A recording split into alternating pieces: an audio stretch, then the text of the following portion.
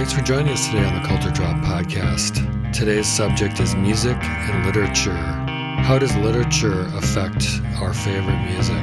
Among the musicians we're going to discuss today, Bob Dylan, Chuck Berry, The Police, Sting, Lou Reed, U2, The Waterboys, The Pogues, Jim Carroll, Joe Strummer, Tom Waits, The Clash, Mick Jones of The Clash, Kate Bush, The Beatles, The Rolling Stones, Carbon Silicon, Elvis Costello, Prince, Big Country, David Bowie, Leonard Cohen, Neal Young, and Bruce Springsteen. Among the authors discussed today include William Blake, James Joyce, Charles Bukowski, Emily Brontë, Vladimir Nabokov, Lewis Carroll, Mikhail Bulgakov, Neal Stephenson, Mark Halperin, Richard Adams, Edgar Allan Poe, Sam Shepard, and last but not least, John Steinbeck. So we hope you enjoy literature, we hope you enjoy music, and we hope you enjoy this discussion of the intermixing of the two. So enjoy the podcast. Ready to roll? Yeah, let's do it. I guess if we're ready to roll, I can't put it off longer. How do you want to do it?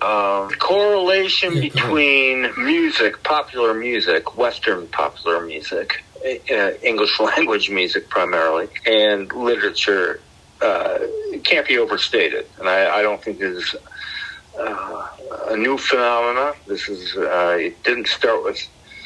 It may be Bob Dylan is maybe responsible not responsible, but had a massive impact. Can that mean that listening to Louis Armstrong and the Hot Five in 1932, or Chuck Berry in 1956, or Bo Diddley in 1958, could those have an impact on listeners with their lyrics, with what they're writing about, and to have them investigate literature, books. Yeah. That's what we're talking about. And in particular, I say yes, but certainly Dylan is going to be sort of touchstone initially for this. Yeah, I think the type of music we're talking about is largely rock or indie rock.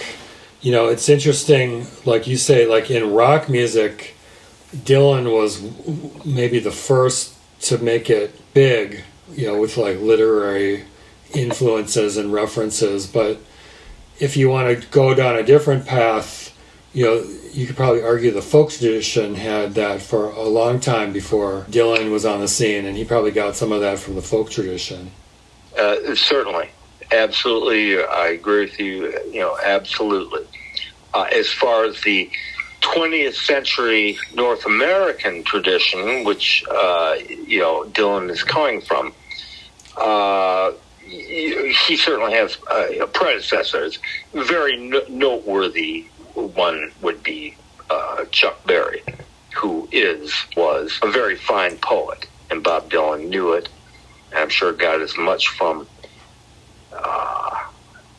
Chuck Berry and his cadences and his delivery and phrasing as he did from old, Celtic, Anglo, Irish, Scottish, Welsh child's ballads that may have been 300 years old, or deep Delta blues, Appalachian country blues, those traditions which he fed on. So a guy like Dylan was an omnivore. He was an omnivore musically, and he was an omnivore literarily, in the literary sense. I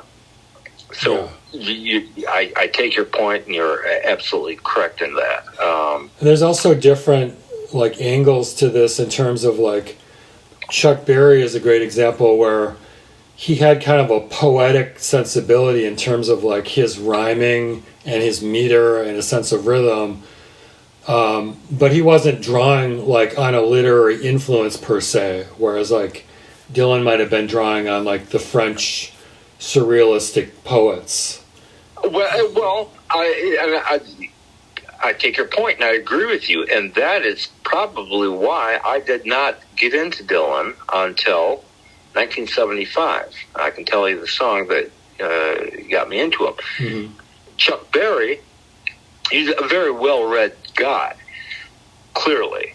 You see interviews with him, just the way he spoke and the language he used, but musically how he used language. So he's the original rapper.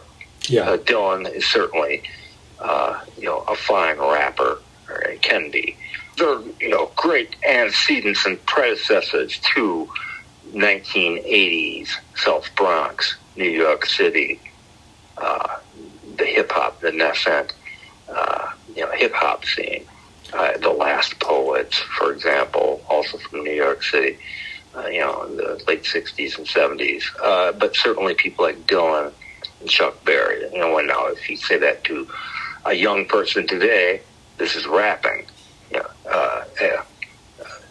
Brown-Eyed Handsome Man by Chuck is a rap, and a ferocious rap, and his rhyming and his flow are ferocious. Just like Bob Dylan, Johnny's in the basement mixing up the medicine.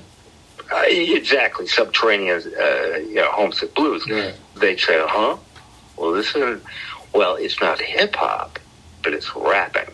Yeah. And, but that's not really what concerns us. Today we're talking about literary cross-pollination. And I guess the point of mentioning guys like Chuck Berry, Bob Dylan, The Last Poets, eventually Grandmaster Flash and Furious Five, and probably up to and including Kendrick Lamar, is that some of these people, I'm not so sure about Lamar, I don't know much about him, but they've read. They're literate people. And the ideas, mm-hmm. no input, no output, as Joe Strummer used to say. And so ideas come out of them in their musical pursuits. And so that's really, I guess, our point today. And just so many highly literate or people who have ideas coming out of their mouths, or their big mouths, seem to, or myself at least, have turned me on to the actual printed word literature. Likewise. And a lot of these people can be considered proto-rappers, be it Chuck Berry, Bo Diddley, Bob Dylan, Lou Reed, Gil Scott-Heron, Grandmaster Flash,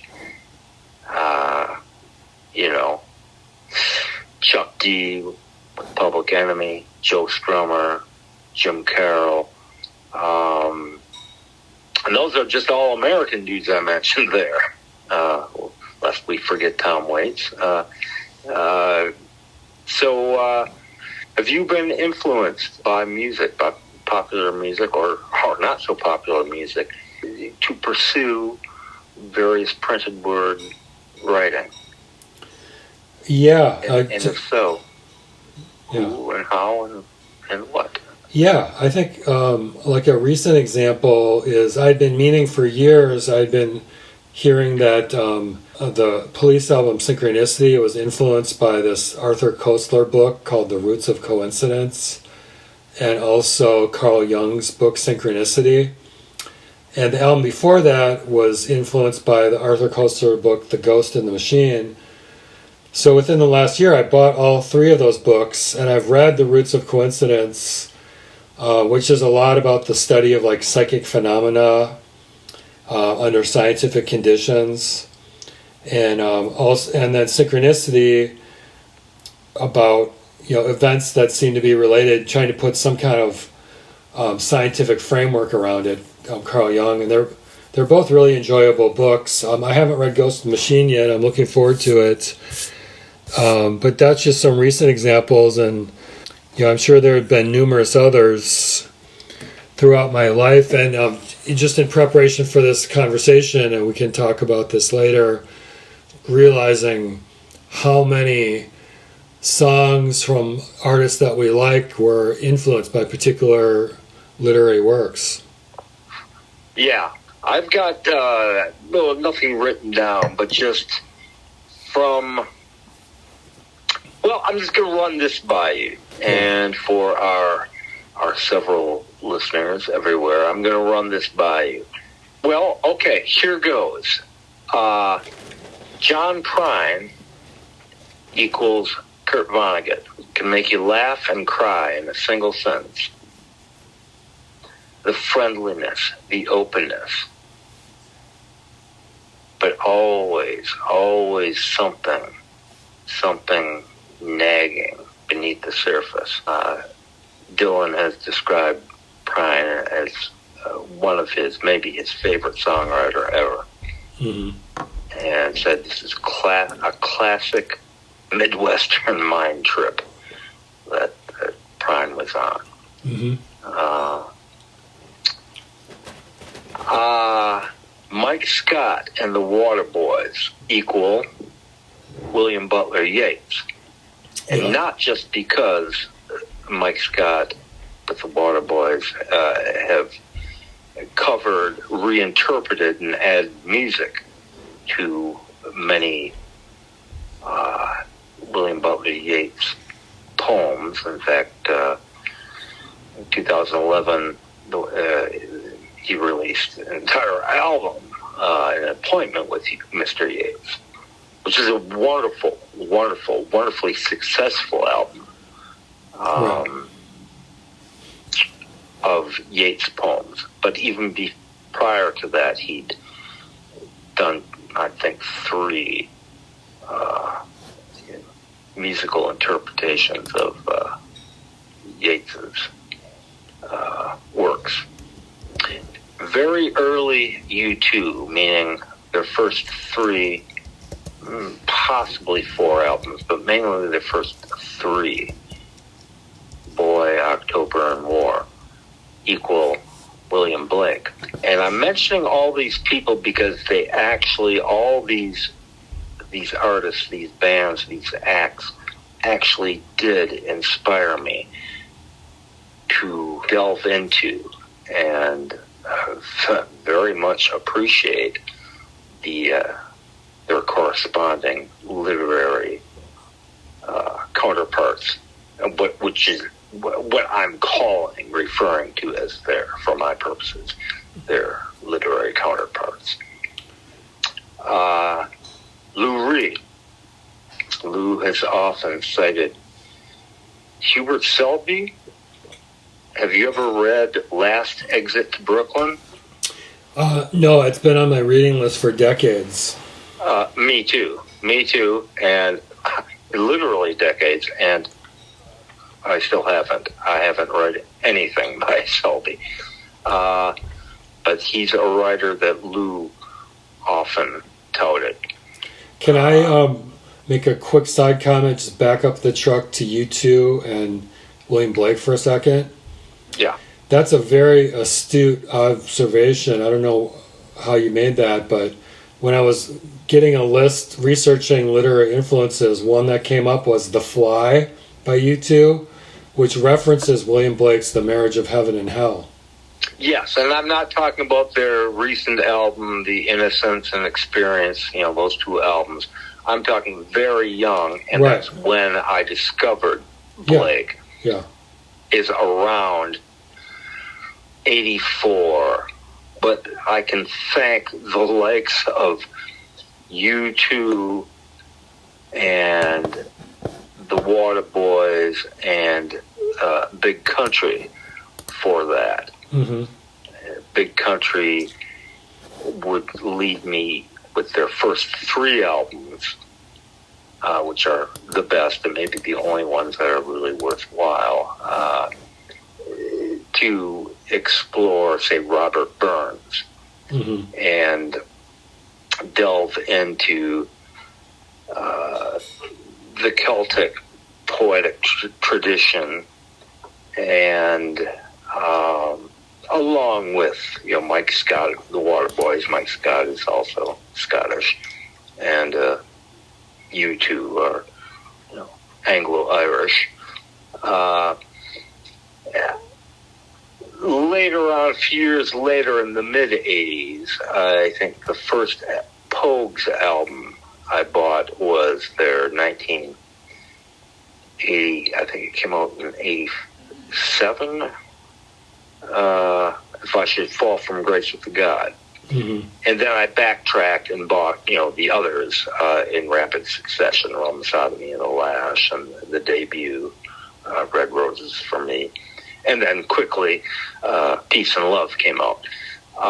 And, I'd heard about them, heard a few things, and whoa, this is really up my alley. The Steve Lillywhite had, produced the If I Should Fall From Grace with the God album, and had that big, wide, cinematic, widescreen sound to it.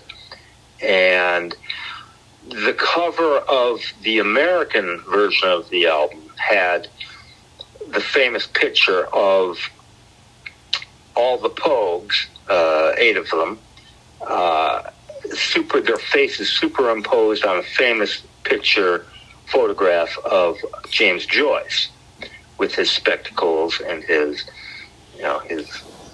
jaunty cap on, and so it's Joyce in the middle and the Pogues all around him, but their faces are superimposed over, him with his hat. It's a very funny, very hilariously funny picture. Yeah. But I'd never read Joyce until that point, up until that point. And, I got a hold of Dubliners, a very easy to read book, short stories, and, wow. Never mind Finnegan's Wake and, Ulysses, that'll come later, or attempts at them will come later. But, this James Joyce guy, sort of father or godfather of the modern short story of the 20th century. And that was often reflected, not just the photograph of the American artwork of that LP, that album, but the themes involved in Shane MacGowan's writing and how he wrote, his phrasing, and how he delivered them vocally as well, and just the astounding vigor behind the band.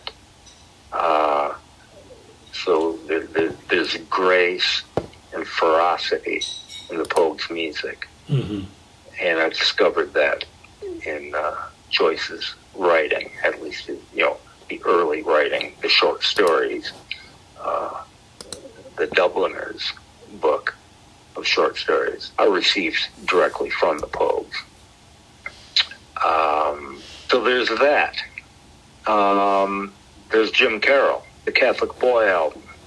Came out in 1980, and I remember well, it was a big deal. Everybody, 2-3 of my older siblings got the album. I didn't know what was going on. I knew there was a connection with the Rolling Stones and the Rolling Stones records, which he wasn't signed to, but he was supposed to be. And there appeared a story in the City Pages, the Twin Cities Weekly. It was still called Sweet Potato at the time, 1980.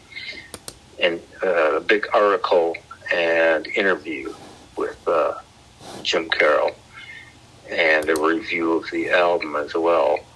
I thought, I got to get this.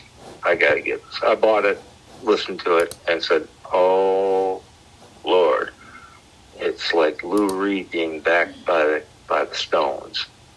And to this day, remains one of my Desert Island top 10 albums of all time. not terribly inventive music. 2 guitars, bass, and drums, and a guy rapping. Just, well, what's on his mind. But the literary influences from Jim Carroll are maybe too many to list. But one of the things that Jim Carroll brought to me personally was the idea of writing as well. And I'd written some songs. I'd even written a couple songs, lyrics, when I was maybe 14 or whatever, in the punk rock tradition that was, just getting off the ground. We're talking 78 for me.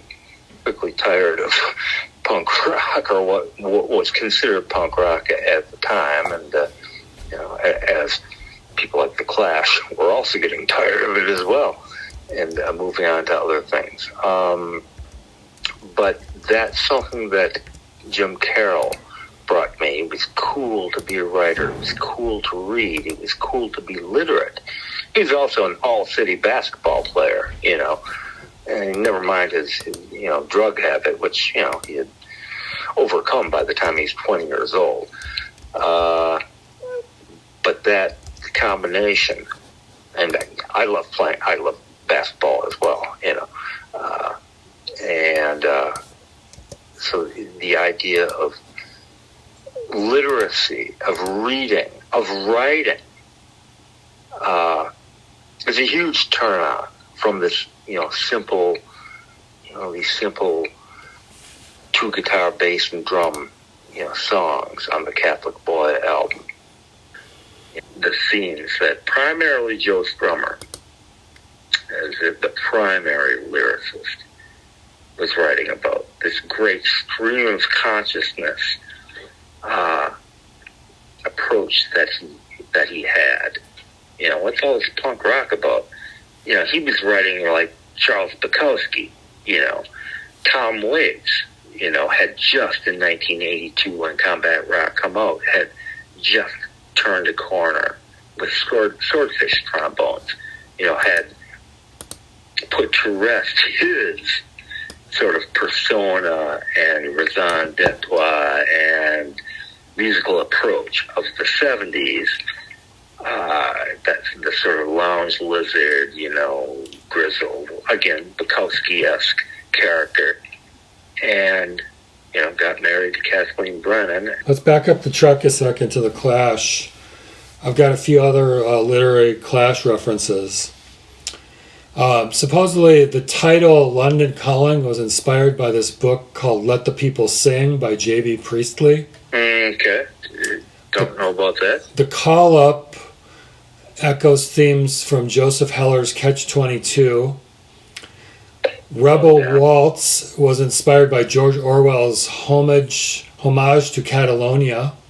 Wait, which song? Rebel Waltz. Okay, yeah. I guess that makes sense. I haven't read that book, but I have read Orwell. But, okay, go ahead. Straight to Hell references Graham Greene's The Quiet American. Sure. As well as just Vietnam in general, but... Yeah, but specifically, I guess it's referencing The Quiet American, which is a great book, by the way. Have you read that?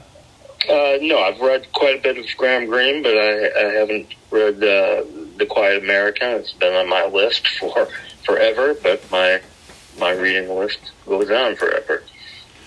And apparently, Big Audio Dynamite, the E equals MC squared song is full of references to Nicholas Roeg films, many of which were adaptations of literary works. Yeah, I know you were transitioning from The Clash to Tom Waits, and so go ahead and do that. I just wanted to get in those Clash references there.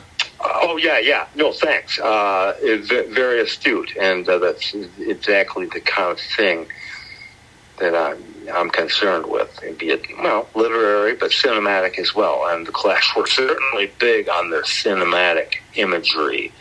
These are guys who really, really loved movies.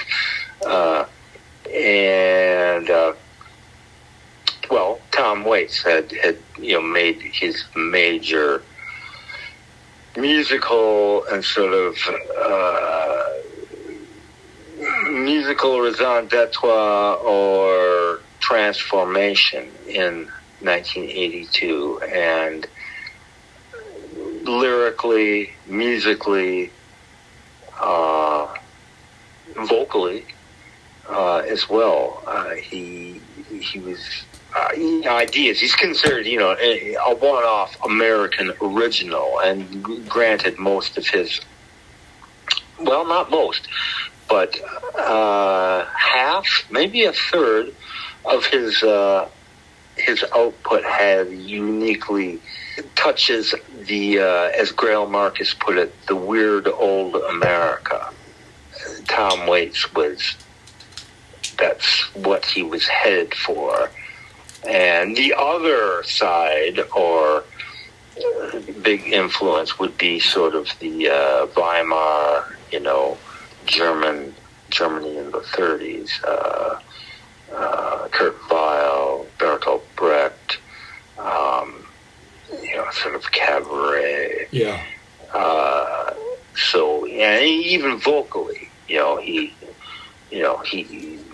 had his European guy voice, and he had his American guy voice, and then he just got a whole bunch of other, I'm talking about physical voices, kind of like Dylan.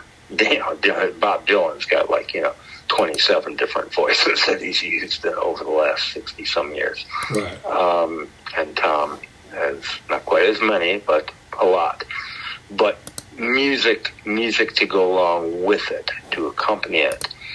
But the ideas that would come out of him, and say Charles Bukowski would be a big one in his 70s, say, mid-late 70s, with, Small Change album, and when he really, really was living that life at the Tropicana Hotel in L.A., and he really was not doing well, physically and, probably mentally as well. He met Kathleen Brennan, and she turned him on to Harry Parch and Harry Smith, the weird old America, and some, this whole new horizon, these new vistas, along with relative sobriety, popped up in Tom's life, his creative life. Influences there, references to history, to literature, are too many to mention with Tom Waits. Yeah. There are just too many. A casual observer might say, a guy who sings like this, and he sings sometimes about people in bars taking a drink or two, well, he must be influenced by Charles Bukowski. Well, of course he was. And all kinds of people have been. I had actually read Bukowski before I first heard Tom Waits. I got turned on to Tom Waits with Rain Dogs album in 1985. Yeah. Hearing it in a record store, the old Wax Museum on East Lake Street, Lake and Garfield. Yeah, that may have been my entry point as well for Tom. Good old Tom. Yeah, and he's kept that template up to this very day, although he hasn't had released an album since 2011. I hope we get more from him, but maybe he's said everything he has to say. But the references, the allusions, and if he inspired me to, read, certain authors, certain writers, probably I can't think of any right now. And there's more, but maybe you should ramble on some. Yeah. Let me ramble on, and this may stimulate, I'm sure it will, some other ideas on your end. The Police, Don't Stand So Close to Me, references Vladimir Nabokov's Lolita. I don't know if you know that song? I don't know the song. I know the book because I finally just got done reading it within the last year, and it was something. It was something. Yeah, there's a lyric. Sting was a teacher before he was, while he was a musician, and there's a line don't stand so close to me. Yeah, in that song, there's a line that goes, "Just like that old man in that book by Nabokov," which is pretty cool and literary for like a big top radio hit. I can see. I know. Sting, Mr. Sumner, is a brainy, literate, well-read, erudite chap. Yeah, so he's a very well-read chap. A lot of literary references in the Police and Sting songs. The next one I've got, obvious literary reference, Wuthering Heights by Kate Bush, influenced by Emily Bronte's Wuthering Heights. That's a good call, yeah. That actually got me, and I never did finish the book. But it certainly, and it turned me on to the Brontë sisters in general. Yeah, but that song, and I didn't discover Kate till I'd heard about her for years, but I didn't really discover her till the late 80s. I want to say like 88, 89. Mm-hmm. And I quickly bought everything that she had released up until that point as well. Yeah. But yeah, good call on Wuthering Heights, right. The high singing voice. Yeah, well, she re-recorded the song in the early 90s for a Greatest Hits album with her contemporary vocals, which aren't quite so high. Mm-hmm. But she does have a couple great screams at the end of the song as it's fading out. The next one I've got is I Am the Walrus by the Beatles, which is inspired by Lewis Carroll's The Walrus and the Carpenter. Okay, I've read, I haven't read that one, I don't think, but I've read, Alice in Wonderland and some poems as well by Lewis Carroll. Yeah, now, just to clarify here, The Walrus and the Carpenter it's a poem that appears in his book Through the Looking Glass.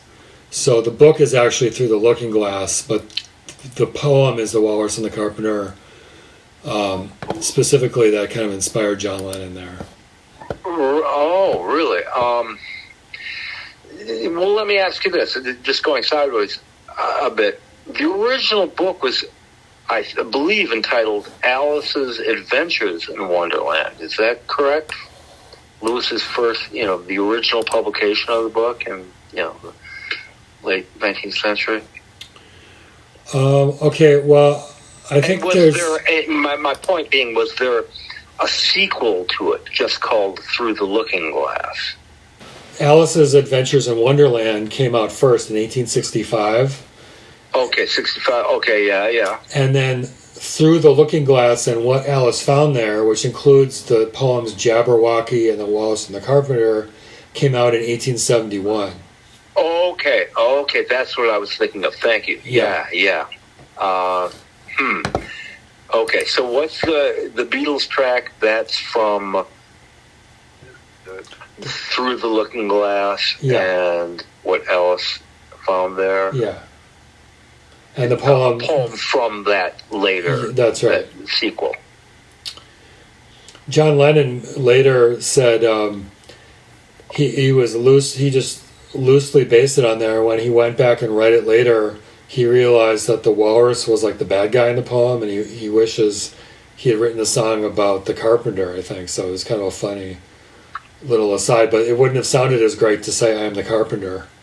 Speaking of Lewis Carroll and Alice in Wonderland, my probably second favorite Tom Waits album after Rain Dogs, and it's hard to tell because I rate them all so highly, at least post-1982, is an album called Alice, which was released in 2002, simultaneously with an album, Blood Money. Yeah. Which is based on another story. It's a story of which I haven't read, of a German soldier in roughly the 1860s, who had medical experiments done on him and basically goes nuts. And that's what Blood Money is based on. Alice is based on largely based on Lewis Carroll's work, Alice in Wonderland and Through the Looking Glass. And it's, to me, it's one of the strong, well, it's a Desert Island album. Maybe not top 10, but certainly top 20. And I rate it as highly as Rain does. I know a lot of people didn't. But there's some tracks on there that are, it's the European side of Tom Waits. Uh-huh. And with, cellos and, violas and a thing called what is it, a violin that has a horn, a Pabst violin? It was something that was a novelty in the early 20th century. It actually it had a violin with a horn, so they could, compete for volume in the orchestra pit, because strings were, very quiet compared to, brass and woodwind instruments and percussion. But it had instruments like that on it. But some of the writing on it, the songs, are just achingly beautiful. And, of course, screamingly funny as well. There's a track on the Alice album, Tabletop Joe. It's just, and it's about, a guy, he doesn't have a body. He's just he's just a head, and he sits on the piano and sings along with a cabaret piano player, and oddly enough, Stuart Copeland from the Police plays drums on that track. How that came about, who knows? And it's a swing, a low-key swing, funky swing. And so, Tom Waits, you never know what you're going to get. You never know if it's going to be a laugh-out-loud, funny, weird, bizarre, haunting, harrowing, or just gorgeous and sweet.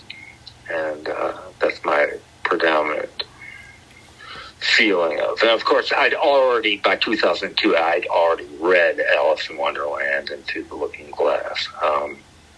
But okay, enough of Lewis Carroll, I guess, maybe. Carry on.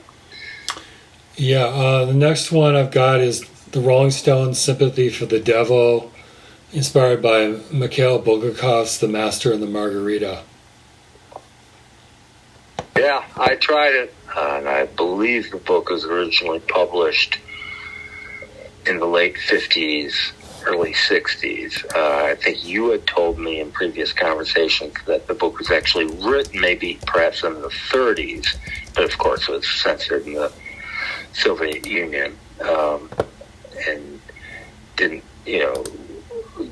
find a Western publisher or outlet until the late 50s, early 60s, when that's right. Probably Mick Jagger, got a hold of it.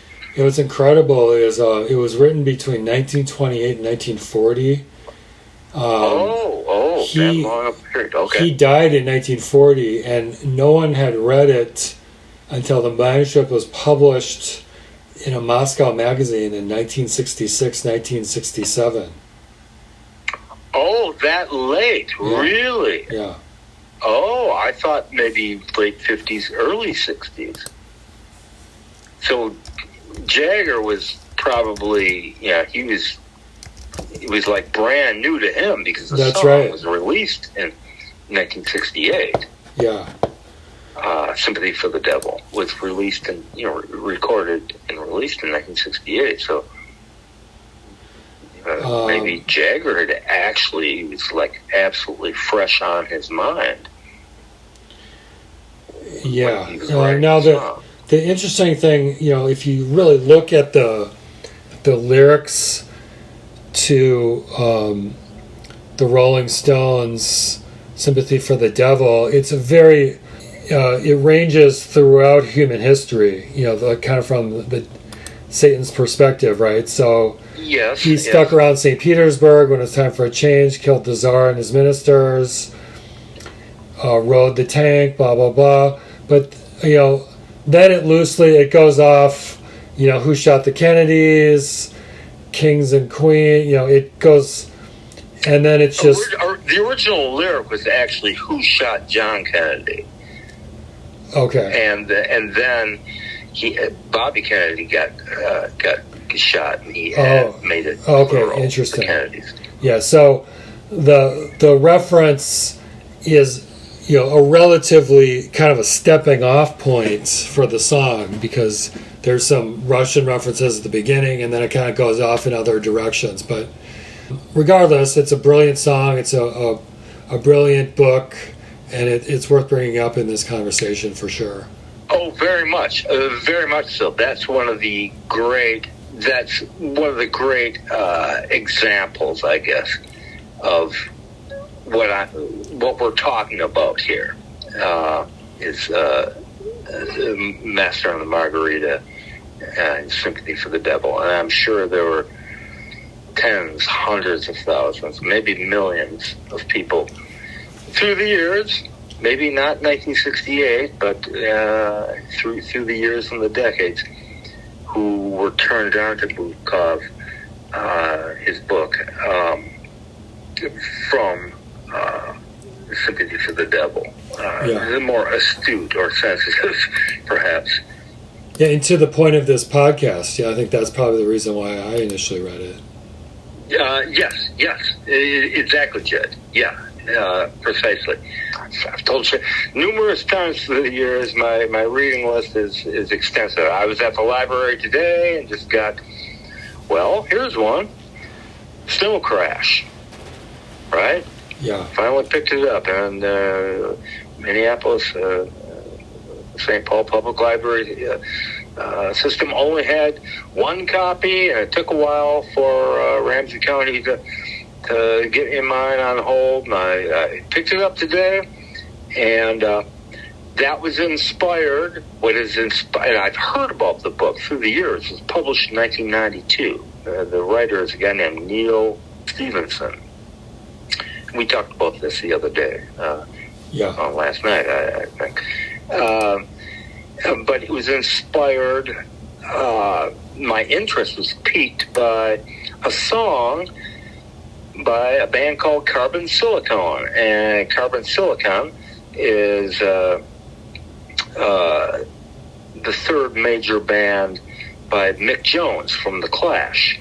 We've already discussed, and Big Audio Dynamite as well.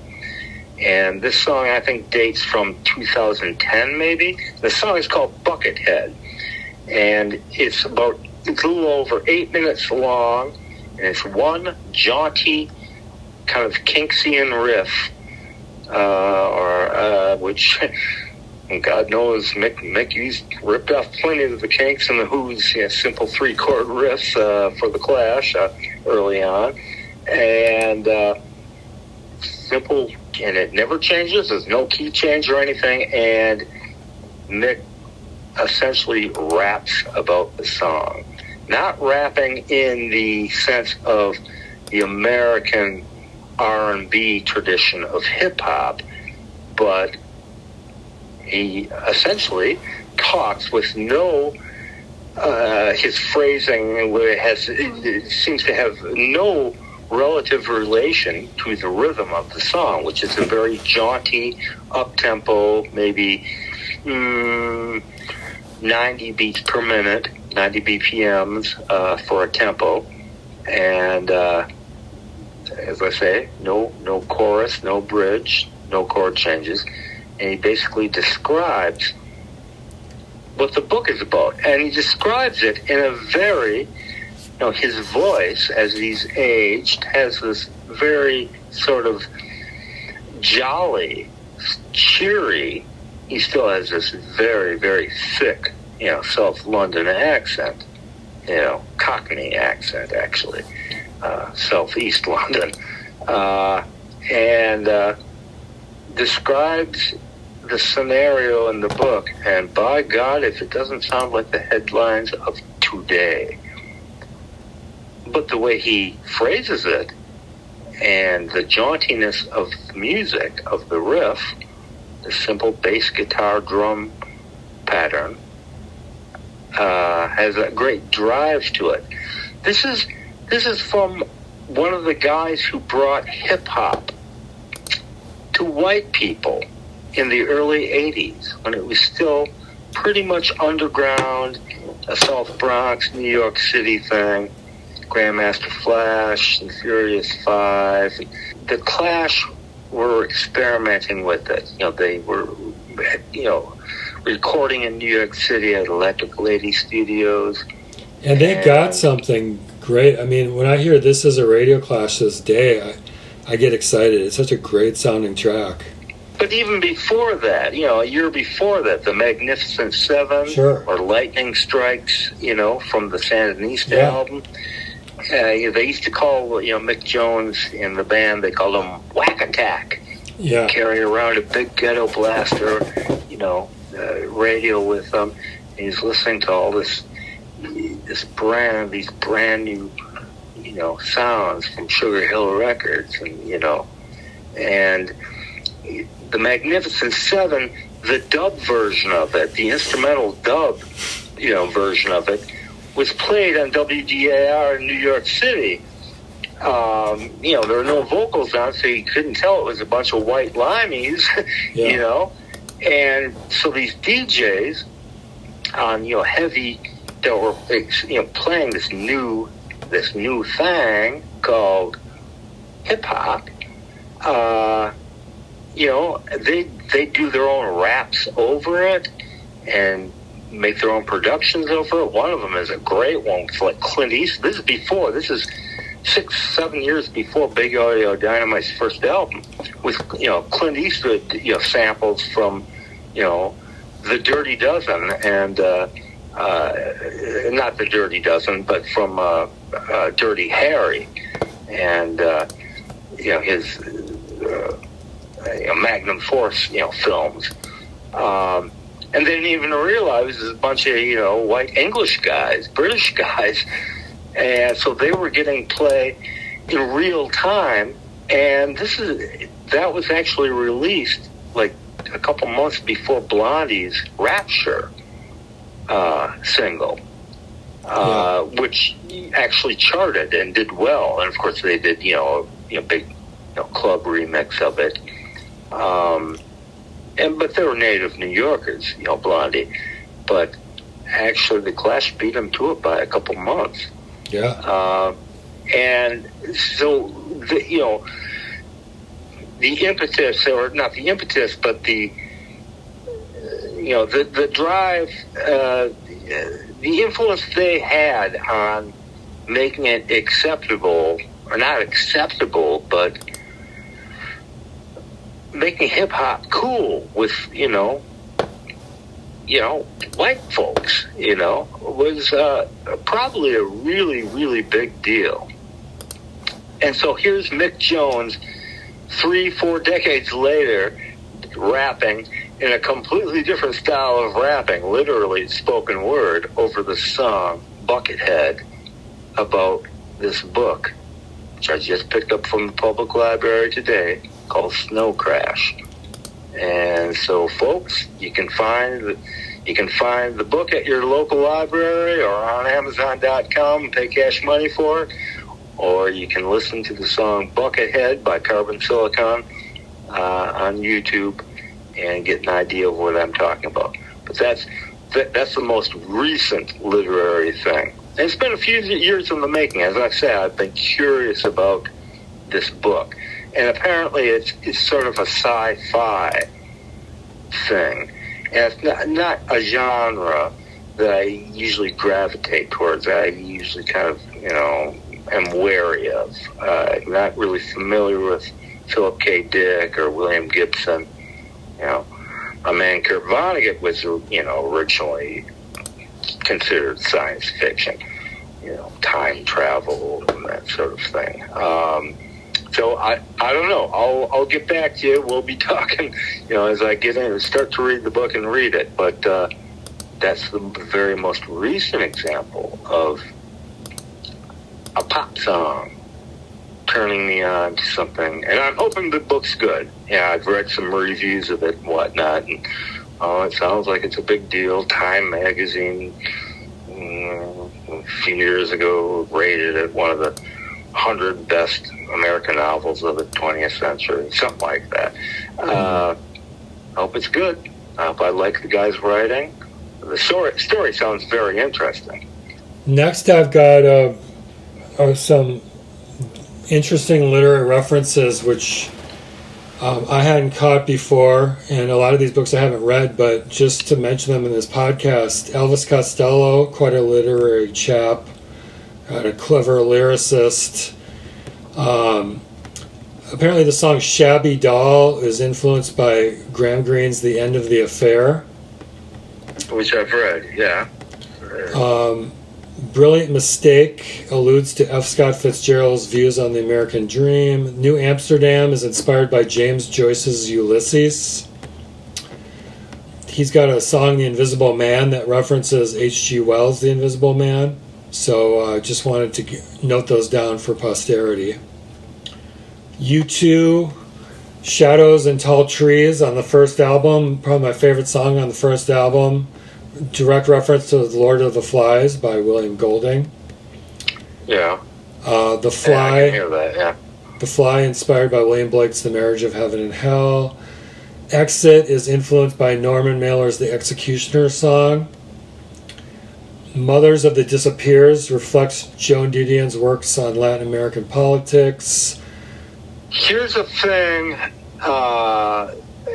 I've already mentioned Mike Scott and the Waterboys, and his numerous references to Blake, Yeats. His mother was an English literature teacher in Edinburgh, Scotland, and Mike, it's clearly a voracious and omnivorous reader. But a big song of his, maybe his biggest song ever, The Hole of the Moon. And, I bought it in real time when it came out, the album This Is the Sea in 1985. And the stories have come up since, and Mike's talked about it quite a bit. But before he, set the story straight, this century, meaning 21st century, there are theories on what and who was about or inspired by, and what's your take on it? The Hole of the Moon? Your take on what the song "The Hole of the Moon," whom or who it might be about or inspired by, or do you already know the answers? No, I don't. I just know there was supposedly some kind of Prince musical influence, but I'm not aware of the literary influences. That was one of the big ones, the big theories, is that it was inspired by Prince and sort of about him. Of course, Prince is just, finishing up the Purple Rain tour, his first, big, blast of, mega stardom. And, he's a big deal musically and, as far as the zeitgeist in general, in 1985. But Mike has said, Mike Scott, loves Prince, and he's covered, many Prince songs, Purple Rain, very famously. He's been doing through the years. But the song's actually about, and Mike has explained this, Mark Halperin's book, Winter's Tale. Not to be confused with the Bard of Avalon, Mr. Billy Shakespeare's Winter's Tale. I only discovered it in 2003, I want to say, 2004, right when the remastered original deluxe edition of This Is the Sea Waterboys album came out, with the bonus disc of outtakes and Mike's liner notes in the CD booklet. explained it's about a helper. Again, another book I'd heard about for years, and that was, I think, only published in a couple years before 85, before The Hole in the Moon was recorded. I think 82 or 83 was published. And it's, I don't know, 800 pages. It's a big book. Halpern, I've read a lot of them. And he's just a master novelist. Did he also write Girl in the Swing? No, that's Richard Adams. Okay. And that's another guy. Thank you for bringing that up, because there's another guy that was inspired directly from Mike Scott and the Waterboys. And I started with, and it's a very hard book to find, and I have a copy if you ever want to read it. It's very hard to find. The Girl in the Swing. It's very different from Richard Adams' general themes. He most famously, his very first novel, and most famously thematically, but his first novel was published in 1972 called Watership Down. Have you read it? No. It was a book that we were encouraged to read when we were young in grade school. This is the type of material. It's not really a children's book, although it was written for his children. Adams has explained, and he just died just a couple years ago at the age of 95. He actually wrote the book on long drives to the English Midlands, to the country, automobile drives with his young daughters. And he would make up these stories. And essentially what the book is about, Watership Down, it's the Odyssey, except it's not human beings and not Greek human beings, it's rabbits. So it's Lapine culture. Mm-hmm. Lapine meaning of rabbits. Uh-huh. Just as a bovine is for cows or equine is for horses. And they're not anthropomorphic. They only speak English so that a reader can actually read the book. But everything about their behavior is Lapine, is the way rabbits behave. And it's the Odyssey, except it's rabbits. And it's very heavy. I don't know how it was considered a children's book, why there were at least 2 copies in my household growing up with older brothers and sisters. And I'm talking about, well, the oldest of us now is, I think, 74, and I'm second to the youngest of 8. That's how children were expected to read. Children were expected to be intelligent people, little people, with imaginations, and know how to read and have vocabularies. Richard Adams is a wonderful writer, and look him up, Jed. Another one of his books, Plague Dogs. 2 dogs escape from a scientific experimental laboratory in England, and because they were being tortured to death, and they escape. They get out one night and they make their odyssey around and have all sorts of often harrowing adventures. They speak English, except they are not anthropomorphic. They are canine in their behavior. And so Adams became a zoologist. He served. He was in the British Army in the Second World War, and that apparently had a big impact on him as well. He's an infantryman. Girl in the Swing is very unlike not only the prose stylistically, very unlike his major themes and sensibility. It's been described as an erotic thriller, and that's just an understatement. It's really, really weird. It's a ghost story, Girl in the Swing. Mike Scott has said, I emailed him years ago. I actually sent him a song with a link to a song on SoundCloud that my late brother Nick had written, and Mike actually listened to it and made reference to the song, parts of the song, so I know he actually listened to it, and emailed him back, and it said, thanks, it's a wonderful song, brother sounds like a lovely soul, but I'm not in search or need of any songs to cover right now. But Mike explained also that he had never actually read Richard Adams' book, The Girl in the Swing. He just heard the title. And well, that was similar to the Wuthering Heights thing with Kate Bush. Apparently she saw part of it like on TV or something, and it just stirred her imagination. Yes, I've heard Kate tell that story as well. Yes. In fact, it's not, Richard Adams' book is The Girl in a Swing, or A Girl in a Swing, and Mike changed it to The Girl in the Swing. So there's a slight semantic difference in the titles. But that's a really, really good call, man. I'm glad, because I wasn't even thinking about that. I was stuck on the Hole of the Moon thing with Mark Halperin. Yeah.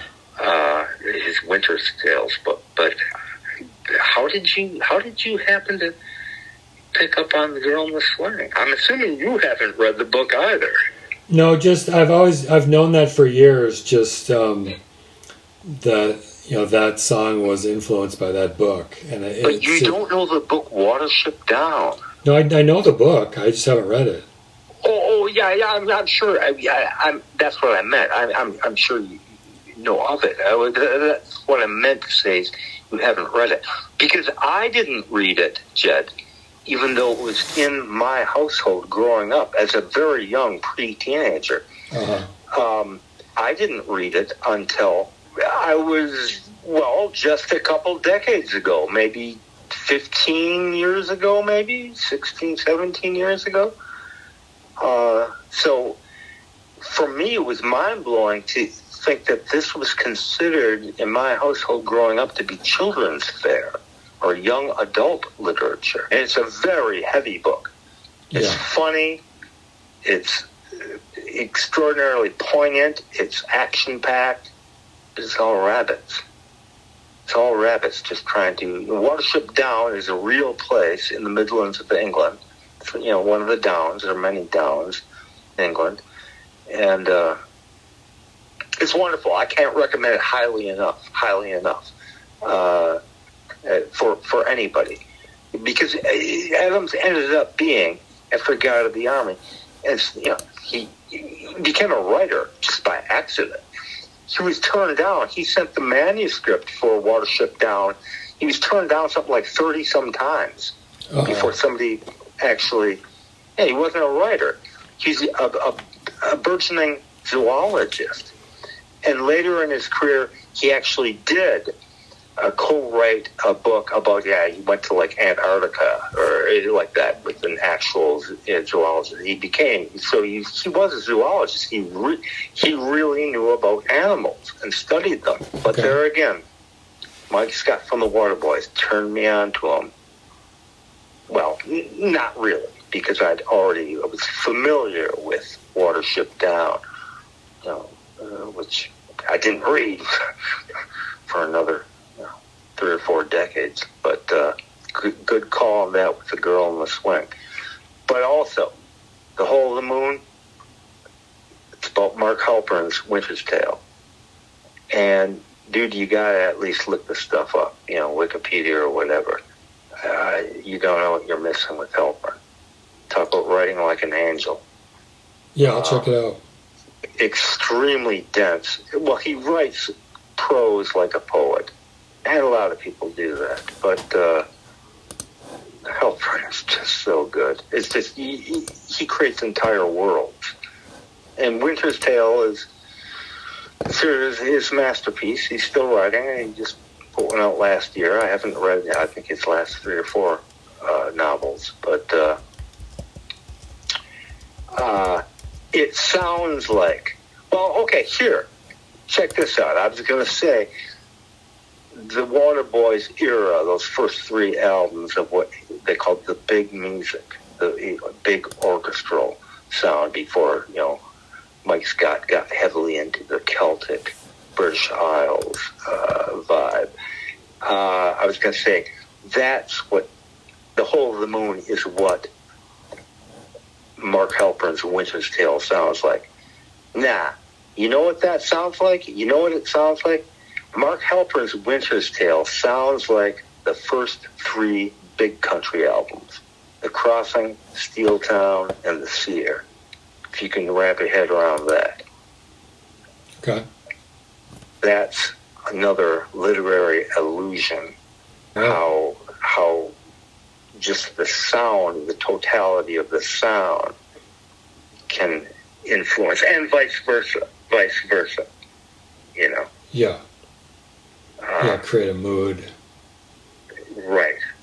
A feeling, a mood, a psych mood, oftentimes a physical mood. And the only thing that's missing is a sense of smell, really. Okay, over to you. All right.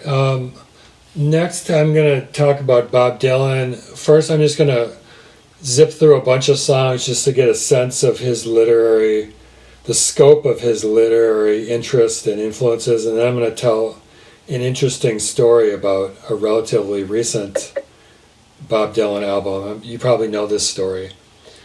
Go. Desolation Row references T.S. Eliot, Ezra Pound, etc.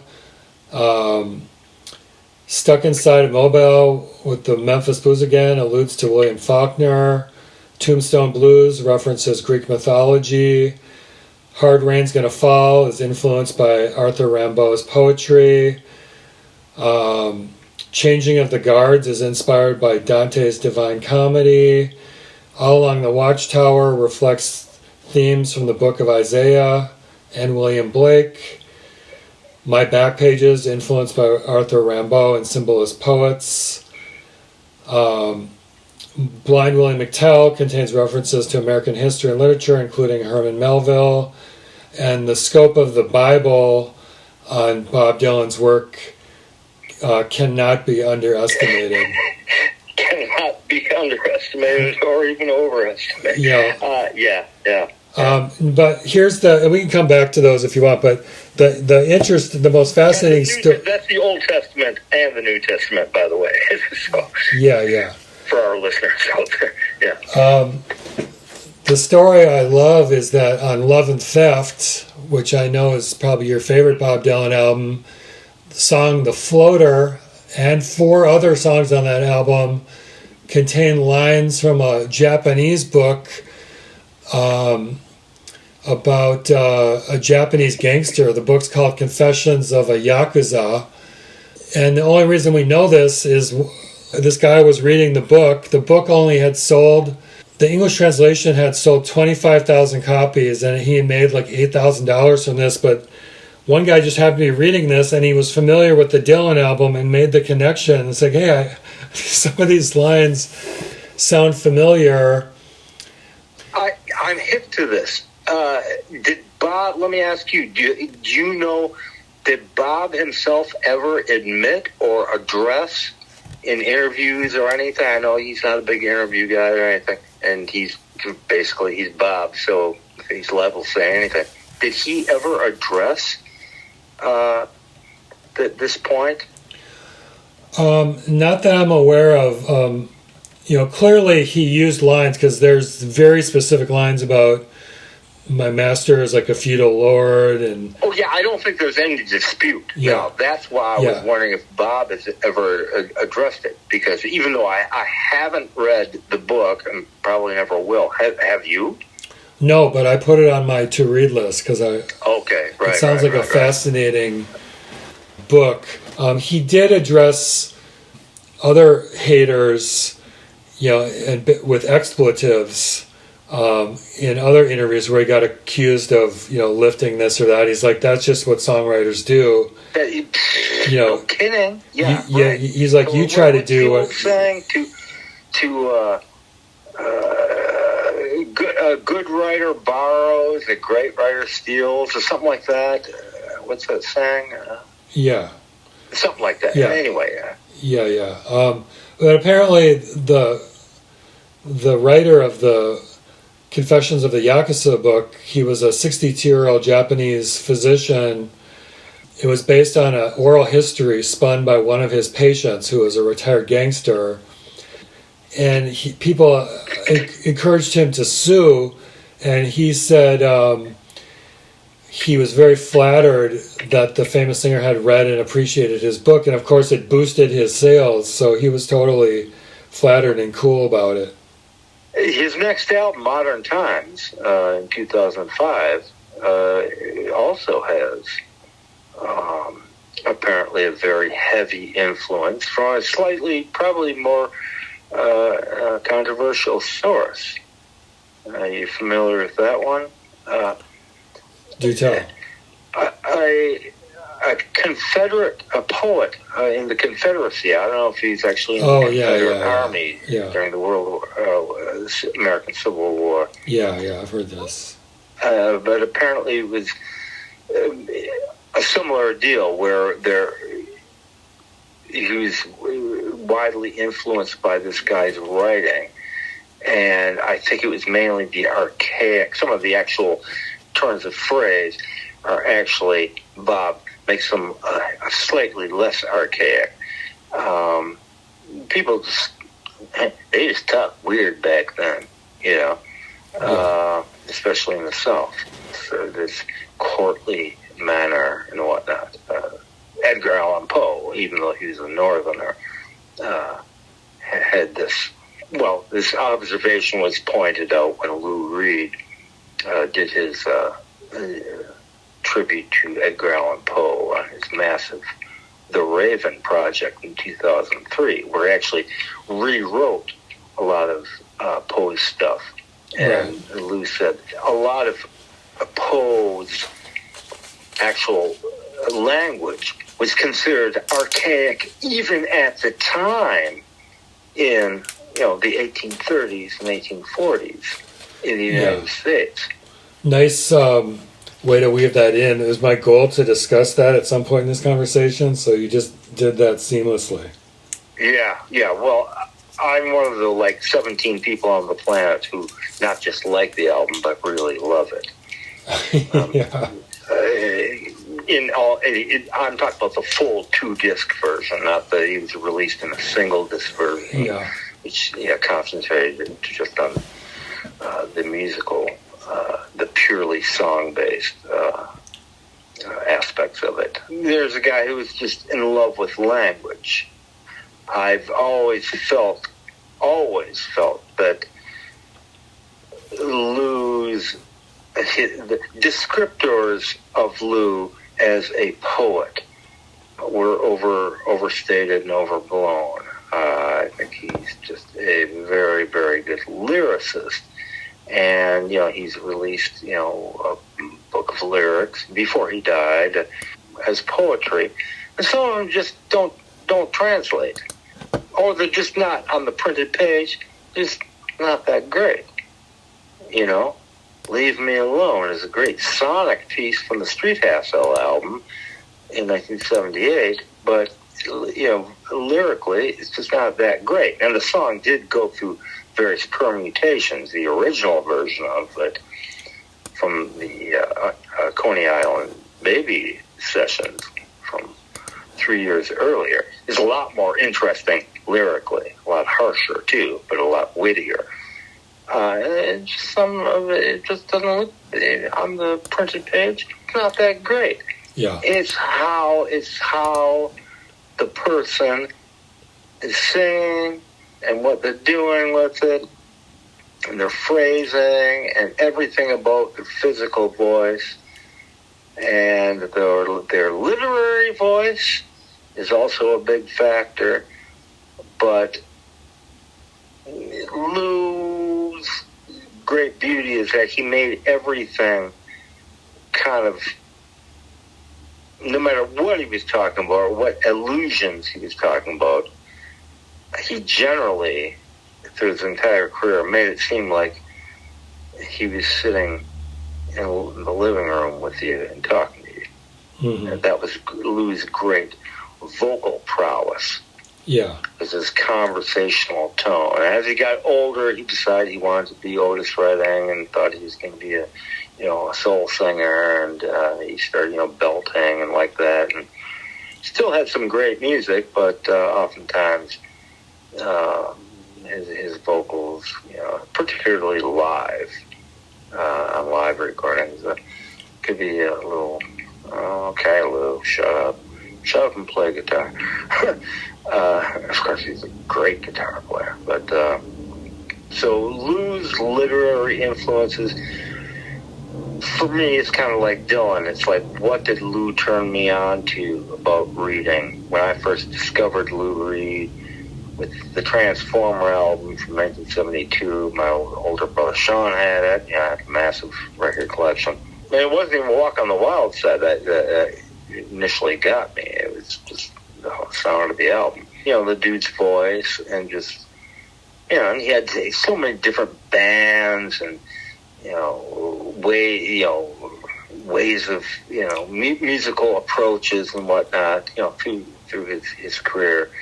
So it's hard to really, pin a certain musical style on him. But it's also the same as his references that would be considered literary or turn you on to somebody. I don't think he name checks people a lot. I can't think of many people that he's name checked a lot until he got, later in his career. Doing the Things That We Want To from 1984's New Sensations album, where he's name checking Martin Scorsese and Sam Shepard. That was later when he was more comfortable with himself, and he was sober as well. So Lou's one of those guys who, kind of like for me, for Dylan, it's not so much a specific thing that turned me on to reading something or somebody. It's like it's just part of the thing. It's like, oh, these words. Oh, these guys have words to say with these weird voices that they have, and really cool music backing it. What are these words saying? But it's not like, say, the Clash or whatever, where they're actually name checking, writers. Yeah, it's more indirect. If this makes sense, it makes any sense to you. Yeah, it does. But yeah, I'm glad you brought the Raven, because Lou's had some, especially as he was older, his very last project, the Lou Metallica album, Lulu with Metallica. It's based on Robert Wilson. I guess he's a playwright, and Tom Waits worked with him. Lou, the Raven was a Robert Wilson project, and I really don't know how it worked or how this Robert Wilson character, he got hooked up with, some of these great musicians and writers, Lou Reed and Tom Waits. But, Tom Waits did, I think, 3 different projects with him. Lou did 2 different projects, and one was canceled, the Time Rocker thing, which I included like 1 or 2 songs from his Ecstasy album in 1999. I was like, who's this Robert Wilson? Well, I've looked him up, and it doesn't, I don't know, he's just another pretentious playwright. I guess I shouldn't say that, because frankly I'm ignorant of him and his work, aside from the work that he's done with musicians who I enjoy, such as read and wait. I think he's also done some stuff with Philip Glass. Oh, I suspect so. I like Sam Shepard. I've read his stuff actually reads. The physical format of reading a play, an actual play, it can be, if you're not used to it, even, Shakespeare, it's actually, who says what, it's not like prose writing. And Sam Shepard, I actually thought was very readable as a play. Fool for Love, and I forget what other ones I read, but I remember reading a couple of his plays. My brother Sean had them. He's involved in theater, community theater. Before Lou's song came out in 1984, Doing Things That We Want To, where he, makes reference to Sam Shepard and Martin Scorsese's films. And famously, the next year, it'd be 86 maybe, Dylan on his Knockout Loaded album, one of perhaps his most reviled album ever, it features one of his greatest songs, for my money, ever, even though the production is horribly 1980s, Bronzeville Girl. Yeah, a big, long, epic song. Yeah, I love that song. Long, co-written with Sam Shepard. Yeah. And what Sam wrote and versus what Bob wrote, who knows? Because a demo of it came out just a couple of years ago with the bootleg series, and it covers like the Infidels album and the Empire Burlesque album, but it has an early version of Bronzeville Girl, which lyrically is very different, which is, as Bob tends to be. And I don't know if that version is credited to Sam Shepard co-writing it. I was going to mention much earlier in our conversation here, the song that got me into Dylan. I didn't pay any attention to Dylan until 1975, I guess 76 maybe, and from the Desire album, the first song, Hurricane. And I had no business hearing the song, liking the song, and the song just nailed me. I can still recite, it's an 8-minute long song,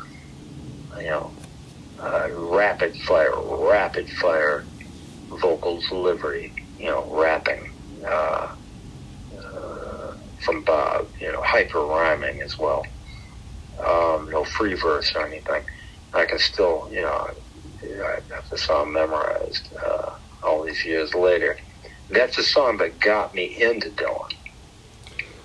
Just FYI, Brownsville Girl on that Springtime in New York was called New Danville Girl, and that was credited to Bob Dylan and Sam Shepard.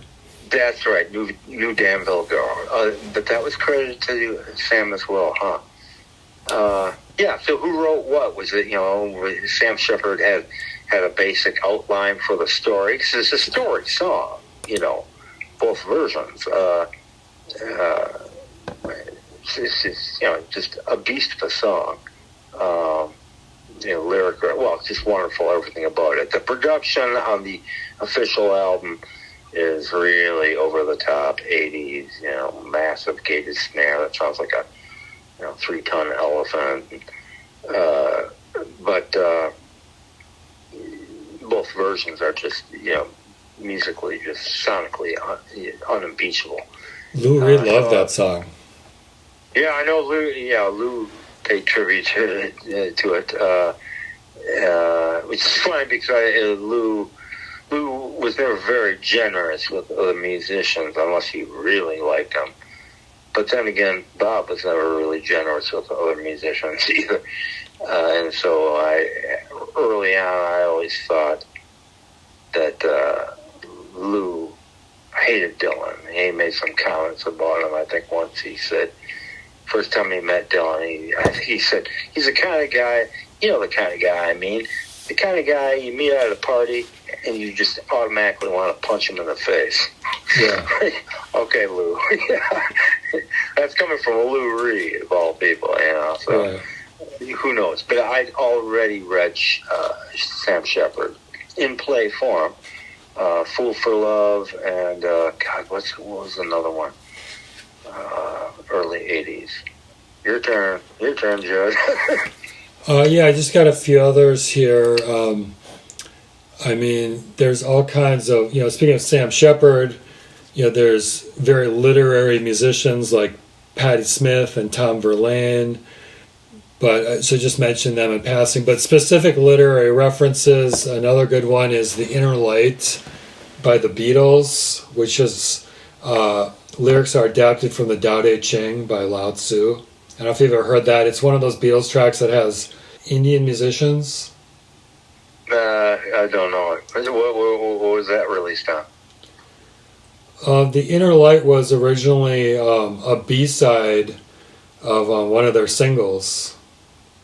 So it wasn't even on like one of their proper albums until it was like compiled on they released an album called, I think, Hey Jude in 1970 where they compiled a bunch of their B-sides. But it's a great song. It's called The Inner Light. And I just wanted to mention a few David Bowie literary references. He did that big 1984 project that was going to be a big musical adaptation. So he had all these songs about 1984, like Big Brother and the song 1984. A lot of his songs throughout his entire career used the cut-up technique, which was developed by William Burroughs. Moon Age Daydream is one example, but throughout his whole career, I know he used that cut-up technique. The song Suffragette City references A Clockwork Orange with its slang, like droogie and words like that. It had a special kind of Cockney rhyming slang that was unique just to the world of Clockwork Orange. So Station to Station, of course, contains allusions to Aleister Crowley's occult imagery. So David Bowie, also a very literary chap. Oh, yeah. With Bowie, it's kind of like Dylan or Reed for me. It's like they're too numerous to spot. Yeah.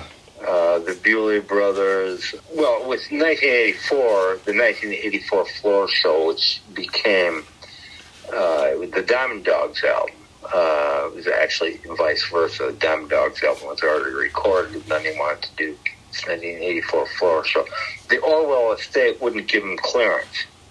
Right. To use his imagery, his language, his whatever Bowie and Main Man and his management company were requesting from the Orwell estate, they wouldn't grant it. And so the only songs that really reference Orwell specifically are 1984 and Big Brother. The album is perhaps Down and Dogs might be if I had to really buckle down and list a favorite album, it might be my favorite Bowie album. I think it works as a concept album just because of the place Bowie was in at the time. Yeah, but Bowie's another one who just is sort of, I'm trying to think of what did he inspire me to look into. Certainly, and there's a musicality to Yeats, his poetry, a musicality as though he's writing for to be accompanied by music. Yeah, I can see that. You can get people like Mike Scott to do, all kinds of creative things with the works of Yeats's lyrics. Well, Yeats never The closest Yates got to a groovy backing band would be the Waterboys, and that would be 100 years. Well, he died in 39, so 80-some years later. Yeah, and we should, in that vein, because I remember in my literary anthologies, I believe Leonard Cohen was in there, some of his poetry, so he should be mentioned as well. Oh, yes, dude. Thank you. Yeah. As he was a writer, a poet, but also, I believe, wrote a novel, maybe two, even before his first musical forays. I think his first album came out in, 68? 69? Sounds about right. He was well into his 30s, I think, at that point. Yeah. So he was, like Jim Carroll, he was a writer before he was a musician. Right. For me, Cohen, I prefer his later stuff. I got into Cohen with his 1992 album, The Future. And there was like a cover song on that, and there's an instrumental, and there's only like 8 songs on the album, something like that. Not just his physical voice, but, and I've heard, his earlier stuff subsequently. And it's almost like Jim Carroll describing his younger work, a little fussy, some great stuff, some great songs, and, great lyrics. But maybe it's his physical voice. I prefer Leonard's, his lower, his older guy voice. Just like I prefer Dylan's older guy voice, or Tom Waits' older guy voice. Mm-hmm. So sometimes the actual physical voice can supersede the literary voice. Mm-hmm. And when the two collide, say in the case of Dylan or Waits or Cohen, where the old guy voice and their physical voice and their literary voice coincide, it's like, man, that's grown-up music. I mean, that's real writing. That's really somebody speaking to you. That's, Lou Reed couldn't do it often. His older guy voice, he wanted to be Otis Redding, and it's like, no, shut up, Lou, and raving and bellowing and hollering, and no matter what you got to say, it's your voice, how you're putting it across, particularly live, but even on record often, his last few records, it's like, you're not getting your point across, you're too excited, you're not a soul singer, you're not Sam and Dave, you're not, is this making sense at all, what I'm saying? Yeah, no, I was just, while you're talking, I was looking up Leonard Cohen. I mean, he was quite old when he became successful, relatively speaking. He entered McGill University in 1951. He completed his, he went to McGill Faculty of Law, 56-57.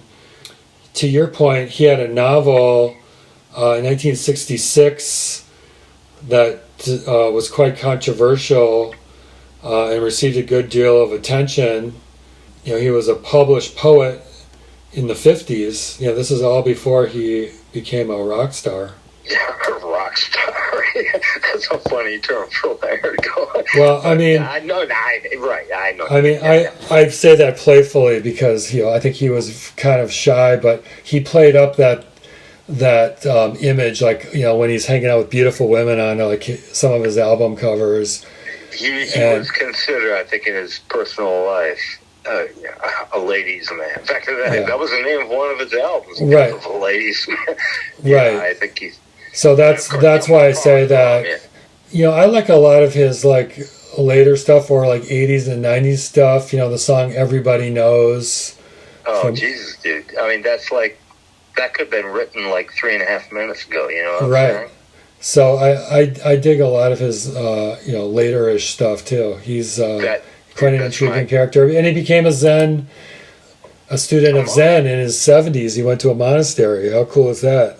For like 6 years or something, yeah. And then came back and resumed his rock and roll lifestyle. And here's another thing. And you might not get this from Dylan or even Reed, certainly Tom Waits, because Tom's just so wacky. But Cohen was funny as hell. He was. He just, you know, as a guy, and you can look up interviews with him, but just, he's funny as hell. And you can hear it. One of my favorite songs, a true desert island song. We'll have to do this someday, you know, Jed. It'll be a real tough call, but like our top 50 favorite songs of all time. Oh, sure. Well, one of them is going to be Leonard Cohen's song, Closing Time. Okay. From the 1992 album that turned me on to him, The Future. I remember playing with the band. We only rehearsed it, but I remember directing it and saying, listen to it like the Stones. Really, you know, funky and raunchy, you know, mid-tempo. And if you hear the song, I think you'll understand where I'm coming from when I was saying that to my band, the particular band that I was working with in mid-90s. But yeah, he's funny. He's funny. It just, sometimes when people get older, you know, they actually expand on what they're doing, or they become something else. Their perspective moves. You know, lyrically, thematically, musically. Yeah. Some people can't sustain it. They just, the well runs dry. You know, Neal Young is a guy who seems just inexhaustible. Yeah. You know, he's got so much stuff that, you know, I haven't even heard, you know, many of his albums. Yeah, there's just so many. He just releases so much stuff, and he's just somebody who, it seems like his points of reference are just, he's so locked into this vision of what he thinks life is. So he's, you know, totally singular. And, you know, so there's people like, you know, he's in that, you know, the same, you know, class as, for me, Dylan, Cohen, Waits, Reed, and there's another, somebody else I should mention, and this is just to, you know, wind back to the original literary influence, and it would be Mr. Springsteen. Yeah. And the song From Darkness on the Edge of Town, Adam Raised a Can, isn't really it. It's the overall tone of most of the songs on that record. But then on the follow-up, The River, and then on the really spooky Nebraska album, which followed from 82. And that definitely got me into one of my favorite writers of all time. I think I've read pretty much everything he's written, but is responsible for what I would consider the great American novel. That could be a separate subject that we do a podcast for. What is the great American novel? Well, for me, it's John Steinbeck's East of Eden. And Springsteen would be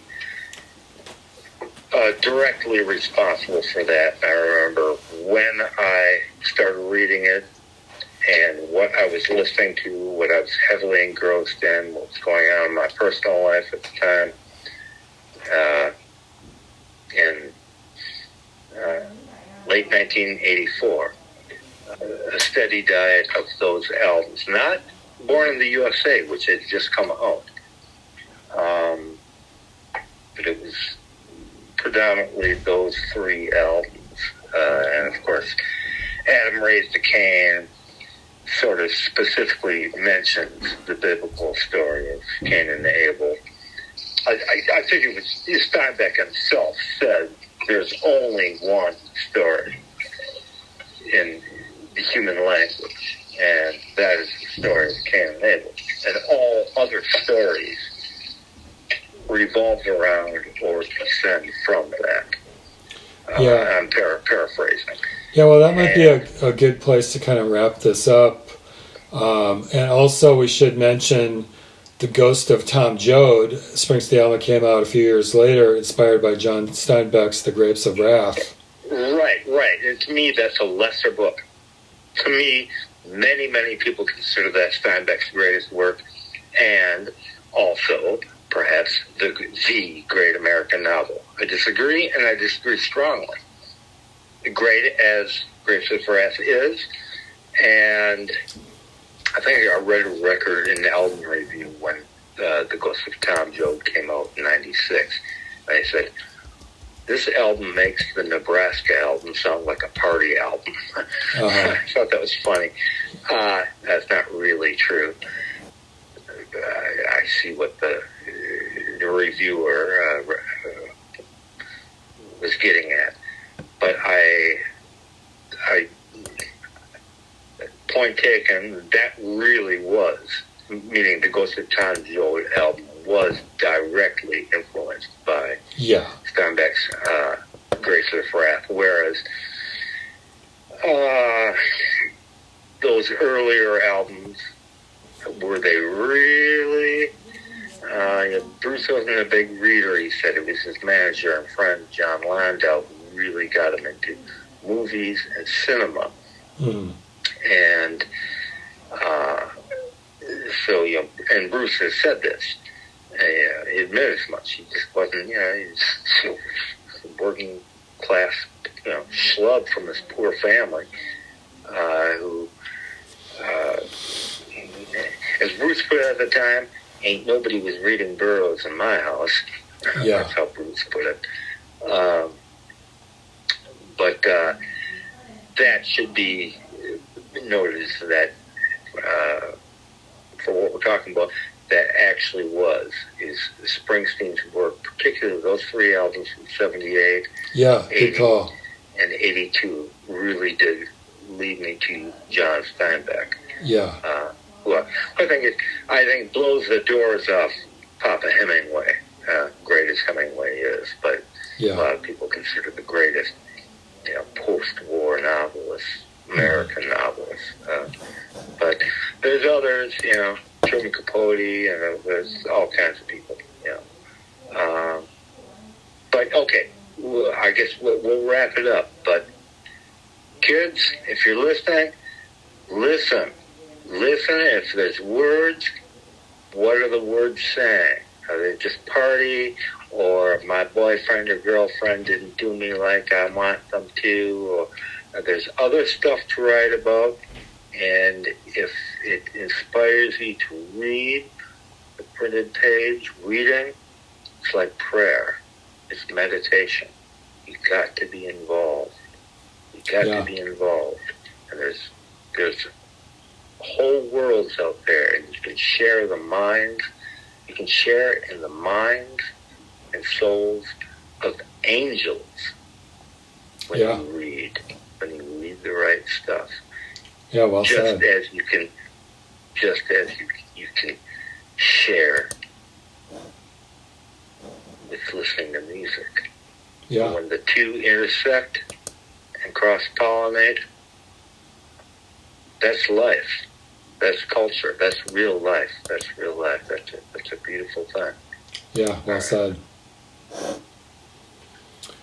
Right on. Okay. All right. Well, we covered a lot of ground. I think it's a deep well. I mean, we could certainly do a part 2, but we covered a lot of good ground in this conversation.